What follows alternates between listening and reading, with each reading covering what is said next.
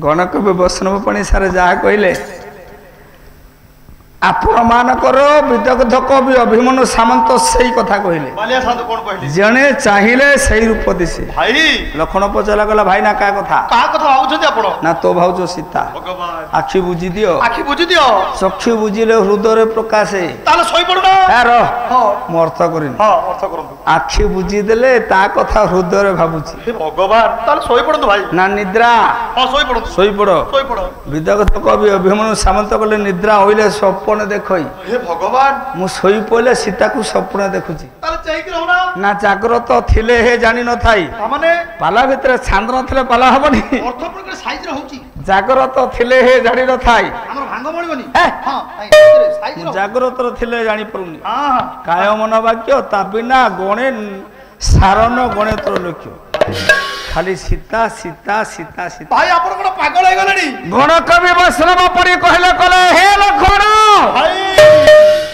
प्रेममयी पत्नी माटी मो नयने नाचुची जणी की चाहिए तार पटी दिसुची सीता को न देखिले सीता को न पाले मु मरी जीवी बंचीबिनी रे धैर्य धरतु भाई मालो हमें पाइबा विकल होई भगवान राम नवद्रुपाद लोकमनीय कांति पुण्य ठ्या हो नवद्रुपाद लोकमनीय कांति पुण्यमय राजीव लोचन भगवान राम भाव विहल होई पड़िले या हो हिमिति परम कारुणिक मंगलमय भगवान पड़िते गछ को धरी सीता बोली कि कोरा को तो बरे एटा गछुटा भाई से गछ से कोना मा एटा गछुटा परा से मारो आपण कोन भाबी कि काउ कुंडौ से गछ साना भाई लक्षण कला भाई ना जाको तुम कुंडौ तो से सीता नुह से पूरा गोटे गछुटा ये दृश्य को बापा देखिले जणे अच्छा किए देखिले आपण मानकर हनुमान महाराज को लेखा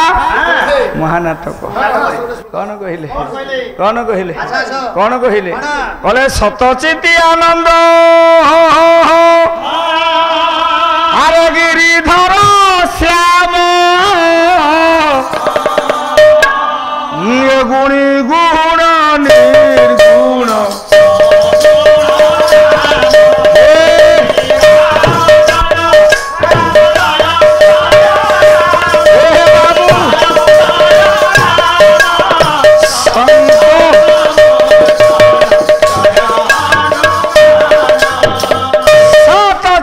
आनंद गिरिधर श्याम बोला से अवतारी अवतार सबू तुमे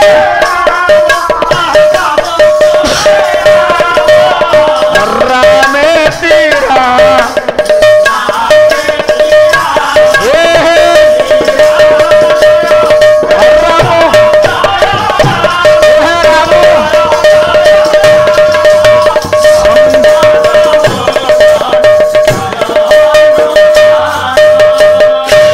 अवतारी अवतार नवद्रुपाद लोकमनीय कांति भगवान राम गछ कूल करी सान भाई को सांत्वनामूलक भाव दउथला बेले ए रूप को मालो देखिला जणे सी सी हेले देवदेव महादेव शिव ये महाशब्दटा मा जनक पाखे लगे अन्य को देवता पाखे लगे विष्णु को पाखे महाशब्द नहीं अग्नि को पाखे सारे महाशब्द नहीं पवन पाखे महा नहीं नल को पाखे महाशब्द नहीं बृहस्पति पाखे महाशब्द नहीं पवन पाखे महा नहीं कौटी महा लगे कोठे महा लागिबो कोठे लागिबोनी कौटी महा लागिबो कौटी महा लागिबोनी पाला वाला बसिक टिके सुनो हां गोटा दांडी रे पाला गले पाला भलो होबनी कौठी महा लागिबो कौठी महा लागिबोनी कोन दिउजे मनसे संख्या तोले मोटिया ज्योतिष के हाथ था छात्राया पति निद्राया मोधन महत शब्द नदियोते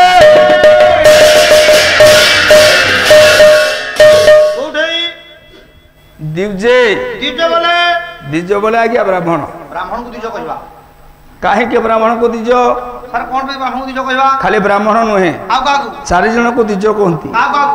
ପକ୍ଷୀକୁ କହିବୁ ଦିଜ, ଦିଜ, ଚନ୍ଦ୍ରକୁ କହିବୁ ଦିଜ, ଦାନ୍ତକୁ କହିବୁ ଦିଜ, ବ୍ରାହ୍ମଣକୁ କହିବୁ ଦିଜ। ସାର୍ ଏମାନଙ୍କୁ କାହିଁ କହିବା?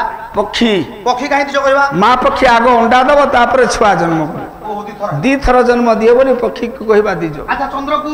ଚନ୍ଦ୍ର ଚନ୍ଦ୍ର ରାହୁ ଗ୍ରାସ କରେ ଥରେ, ଠିକ। ରାହୁ ଗ୍ରାସ କଲା ପରେ ଗର୍ଭସ୍ଥ ରଖିପାରେ ନାହିଁ, ବାহ, ପୂର୍ଣ୍ଣରବର ବାନ୍ତି କରି ଜଗତକୁ ଆଣେ ବୋଲି ପୁଣି। ଚନ୍ଦ୍ରକୁ ଆମେ କହୁ ଦିଜ। ଆଚ୍ଛା ଦାନ୍ତକୁ? ଦାନ୍ତ ପ୍ରଥମେ ମା ଗର୍ଭରୁ ଜନ୍ମ ହେଲା ବେଳେ ଦାନ୍ତ ନଥିବ, ନଥବ। ପ୍ରଥମେ ବାହାରିବ କ୍ଷରଖିଆ ଦାନ୍ତ। ଦାନ୍ତ। ସେ ଦାନ୍ତ ପଡ଼ିଲା ପରେ ଆଉ ଚିରସ୍ଥାୟୀ ହେଇ ଉଠିବ ଆଉ ଗୋଟେ ଦାନ୍ତ ମା। ଆଉ ଥରେ ଦାନ୍ତ ଜନ୍ମ ନବ। ତଳେ ହବ 16, ଉପରେ। ଉପରେ ହବ 16, 16 ଦୁଗୁଣେ 32। ପୁଅ ପିଲା ଝିଅ ପିଲାଙ୍କ ଏ ତଳେ 16 ଉପରେ 16 32 ଦାନ୍ତ କିଆ 64 ଦାନ୍ତ ହେଲାନି। କଣ ପାଇଁ ପୁଣି ହେଥିପାଇଁ କାମ? ଆଚ୍ଛା ତଳେ କଣ ପାଇଁ 16 ଦାନ୍ତ, ଉପରେ କଣ ପାଇଁ 16 ଦାନ୍ତ, ଥାଉ ଛାଡ଼ି ଆସନ୍ତୁ। ସିଆଡ଼କୁ ଯିବିନି। ଆଚ୍ଛା ବ୍ରାହ୍ମଣକୁ କହିବା। ଆଚ୍ଛା ଏ 3 ଜଣଙ୍କୁ ତ କହିଲେ ଦିଜ, ବ୍ରାହ୍ମଣକୁ କହିକି ଦିଜ କହିବା। ତାଙ୍କ ମା କଣ ତାକୁ 2 ଥର ଜନ୍ମ ଦଉଛି? ହେ, ମାନେ ଆପଣ ବ୍ରାହ୍ମଣ ଘର ଲୋକ ବୋଲି କହିଦେଲେ ନା। ନାଇଁ ନାଇଁ ନାଇଁ ନାଇଁ ନାଇଁ, କହିବା କାରଣ? ଶପଥ ସାର୍ ପାଖରେ ବସିଛନ୍ତି। ଆଉ ଗୋଟେ ଶ୍ଲୋକ ଅଛି ଶୁଣ। କଣ କହିଲେ? କହିଲେ ଜନ୍ମ ନ ଯାଉତା ସଂସ୍କାର ଦିଜ ଉଚ୍ଚତେ ପଥ ଭବେତ ବିପ୍ର ମୋଧନ ବ୍ରହ୍ମ ଜାନାତି ବ୍ରହ୍ମ। ନାଇଁ ଝାଞ୍ଜ ବେଶୀ ବାଟ। କେତେ ଶ୍ଲୋକ ଆଉଛି, ବ୍ରାହ୍ମଣ ଗାଇବେ ନା ଆଉ। ଜନ୍ମ ନା ଯାଉତେ ଶୂଦ୍ର ଶୂଦ୍ର ଅଧିକାର ଯେତିକି, ବ୍ରାହ୍ମଣ ଅଧିକାର ସେତିକି। ଜନ୍ମ ବେଳେ ଭଲ କାମ କିଛି କରିପାରିବ ନା। ଶୂଦ୍ରର ସ୍ଥିତି ଯେତିକି, ବ୍ରାହ୍ମଣ ଛୁଆ ଜନ୍ମ ହେଲେ ମା ସେତିକି ତା ଅଧିକାର। କେତେବେଳେ ଦିଜ ହବ କେତେବେଳେ ଦିଜ? ନା ସଂସ୍କାର ଦିଜ ଉଚ୍ଚତେ। ସଂସ୍କାରେ ସଂସ୍କାର ହବ, ହଁ ଏକରେ ପଡିବ ପଇତା, ବାସ୍ ପଇତା ପଡିବ, ନାଭି କଟା ହବ, ନାଭିଚ୍ଛେଦନ ହବ। ନାଭି ଛେଦନ ହବ। ବାସ୍। ମା ଗର୍ଭରୁ ଜନ୍ମ ହେଲା ବେଳେ ସବୁ ଛୁଆ ନାଭି ଛେଦନ କରାଯାଏ, କିନ୍ତୁ ଜଣେ ଜାତି ସିଏ ହଉଛି ବ୍ରାହ୍ମଣ। ବାସ୍। ବିଭାଘର ବ୍ରତ ଘର ବଡ ବଡ ଦିନ, ସେ ବଡ ହେଲେ ନାଭିଚ୍ଛେଦନ ହୁଏ। ବଡ ଘର ଦିନ ହଁ ଯୋଉଦିନ ବ୍ରତ ପ୍ରଣୟନ ହବ ସେଇଦିନ ଆଉ ଥରେ ନାଭିଚ୍ଛେଦନ ହୁଏ।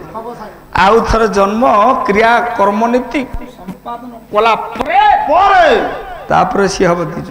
ନାଭିଟା ଟାଣ ହେଇଥିବ ତ। ମା ଗର୍ଭରୁ ଜନ୍ମ ହେଲା 1, ଦ୍ୱିତୀୟ ଥର ଆଉ ଥରେ ଜନ୍ମ ଲାଭ କଲା ବୋଲି ଏଇଥିଲାଗି କବି କହିଲେ ବ୍ରାହ୍ମଣକୁ କହନ୍ତି ଦିଜ। ଦିଜ ହଁ ଦିଜ ପଛରେ ଲାଗିଲା ମହା। ଯଦି ଦିଜ ପଛରେ ମହାଶବ୍ଦ ଲାଗିଲା ସିଏ ଆଜ୍ଞା ଦିଜ ହବନି, ସିଏ ହବ ଚଣ୍ଡାଳ। ମହାଦିଜ ହେଲେ ଚଣ୍ଡାଳ ହେଇଯିବ। ମାଂସ, ମାଂସ ଆପଣ ଯୋଉ ମାଂସ ଖାଉଛନ୍ତି, ଚିକେନ ହଉ ମଟନ ହଉ, ଚିକେନ ହଉ ମଟନ ହଉ, ବାସ୍ ବା ବ୍ରଏଲର ହଉ, ଏବେ ଅଷ୍ଟ୍ରେଲିଆ ମିଳିଲାଣି। ହଉ ହଁ ମା ତାକୁ ଆମେ ମାଂସ ବୋଲି କଣ ମା କହିଲୁ? ଓ ସାପକୁ ସରୀସୃପ। ନାଇଁ ଟିକେ ଟିକେ ବସି ଅଭିମାଂସିତ ଯାହା ରହିବ ମତେ ପଚାରିବୁ, ହଁ ପଚାରିବୁ। ଠିକ। ମୁଁ ଛୋଟ ବୁଦ୍ଧିରେ ମୁଁ ଜାଣିଛି, ନିଶ୍ଚୟ ତତେ ଉତ୍ତର ଦେବି। ହଁ ସାପକୁ ଦିଜ ବୋଲି କହିବା। ସାପକୁ ଦିଜ କହିବାନି। କୋଉ କୋଉ ଜାଗାରେ ଆଜ୍ଞା ଦିଜ? ସାପ କଣ ଅଣ୍ଡର ଛୁଆ ଜନ୍ମ କରେ? ହଁ ଛୁଆଙ୍କର ଛୁଆ ହଉଛି ବୋଲି କହୁଛନ୍ତି। ହଁ ହଁ ସେ ଗୋଟେ ପ୍ରକାର ନିଅ। ହାତୀ ଆଗ ପେଣ୍ଡୁଳା ଟାକି ପଡିବ, ତାପରେ ସେ ପୁଣି ତାକୁ ଏଟା ଅଣ୍ଡା?